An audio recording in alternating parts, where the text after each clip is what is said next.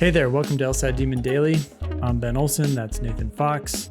We're the founders of LSATdemon.com and our weekly podcast, Thinking LSAT. We have an email here from Sarah. Says, hi, Ben and Nathan. I just recently graduated with a 4.14 LSAC GPA. That was a 3.94 UGPA from an American undergrad.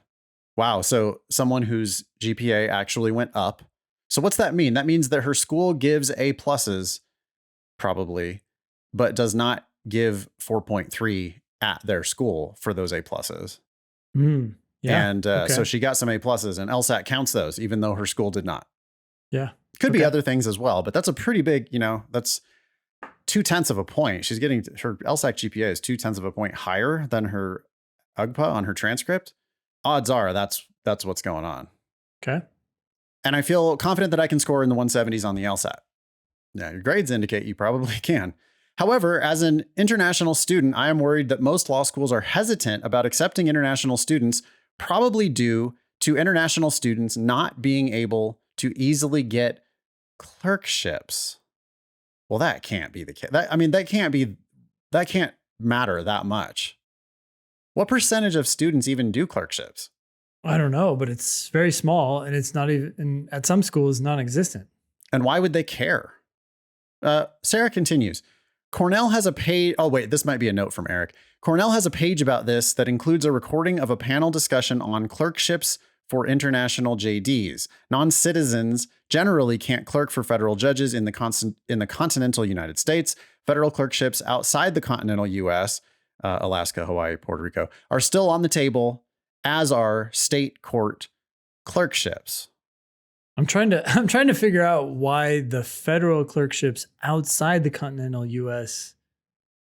are more lenient. Because there's a lot of people who live outside or who are not U.S. citizens who live in those places. Yeah, I guess so. I mean, they have a more, it's interesting. I thought it would be like a federal policy, so they wouldn't be able to choose, but okay.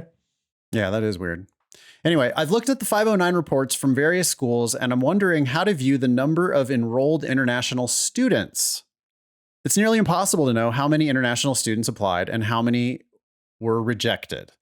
UCLA only had 11 international students enrolled in their 1L class, but we don't know how many other international students those 11 applicants were competing against and how many more got accepted but decided to go someplace else.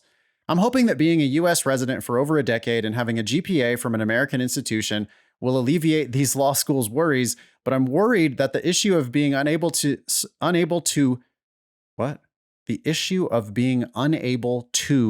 certain job opportunities, there's a missing word there, will hurt my chances of admission. You know what's going to alleviate the law school's worries? Your LSAT score. Yeah, the fucking scoreboard. Like 4.14 and a 170 something, you're going to get great offers from all over the place. I don't care where you're from. You're worrying, this is one of those type A, like A plus, right? She's got A pluses on her transcript. So Sarah's a type A plus person, which we get a lot of here and tend to make pretty successful lawyers because they're going to be always triple ultra well prepared. But Sarah, you're suffering from some anxiety here that is just wholly unnecessary, unhelpful, probably misguided. You do not need to worry about this in the slightest. You have any advice for Sarah beyond that? No, go focus on your LSAT score. There's no ban on international students by any means. No. And so you just have to apply broadly, follow the same advice. Don't get distracted. Yeah. And the truth is that there aren't very many people applying to go to law school internationally. Why would you? There's not a ton of good reasons to do that, or it's a very difficult step for people, right? I mean, I would think that, a big reason why there aren't very many international students at UCLA is because there aren't that many great candidates. UCLA is a top 14 law school, right? Or sometimes. And so they have real high LSAT and GPA expectations. There just aren't that many international students, period. Most people don't move. Most people stay local. It's like there's not a lot of people from other countries who are applying. How about our students, Ben? I mean, we know like what percentages our students and listeners are. It's like 90% US, 8% Canada, 2% everything else. Yeah.